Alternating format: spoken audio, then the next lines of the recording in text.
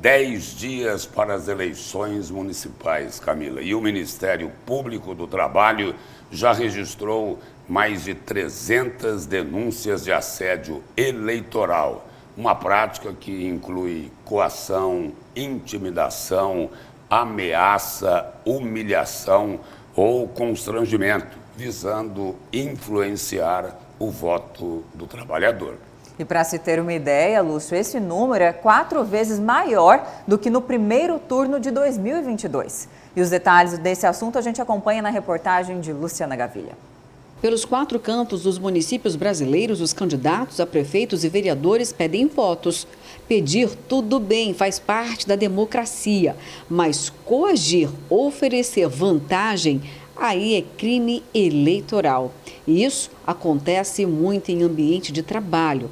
A promotora de justiça conta alguns casos emblemáticos que exemplificam o que é assédio eleitoral no trabalho. Um empresário do Pará, ele exigiu que as mulheres que trabalhavam na sua empresa filmassem o seu voto, escondendo o celular nos seus seios. Violência de gênero, violência democrática, violência de liberdade. E caso elas não filmassem e comprovassem que elas teriam votado naquele candidato que ele havia determinado, elas seriam demitidas. Comícios em pátios de empresa, isso é assédio eleitoral.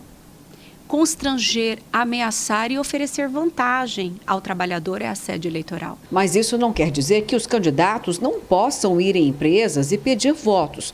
Não é nada disso. O que configura crime é o empregador exigir que o seu funcionário vote no candidato da preferência dele, mesmo que ofereça algumas vantagens ou benefícios trabalhistas. Pedir voto em eleição faz parte do processo democrático. Então, um candidato ir até uma empresa para apresentar as suas propostas é da democracia. O que não pode é o empregador obrigar os trabalhadores a participarem dessa reunião. Isso não pode ser obrigado e isso também não pode ensejar nenhuma vantagem àquele que participou. Seja folga, seja abono salarial, seja pagamento de algum benefício.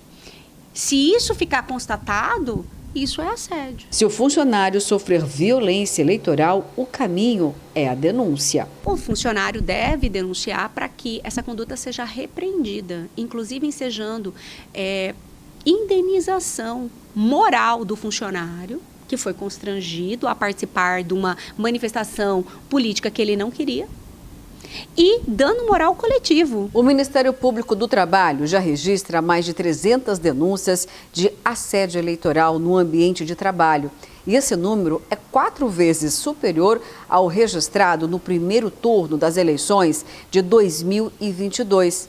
E atenção empresários e também postulantes aos cargos públicos. Assédio eleitoral é crime, passível de multa, prisão e também de cassação de mandato. Cumprimento de pena, estabelecimento de pena que pode chegar até 4 anos.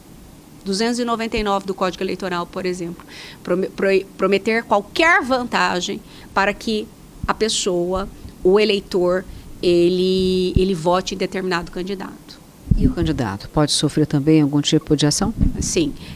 Se o candidato participa, né, desse constrangimento, dessa ameaça, ele também é punido no mesmo rigor da lei, no mesmo tipo penal. Se eleito, pode até ser cassado ou não? Sim, abuso de poder econômico enseja cassação.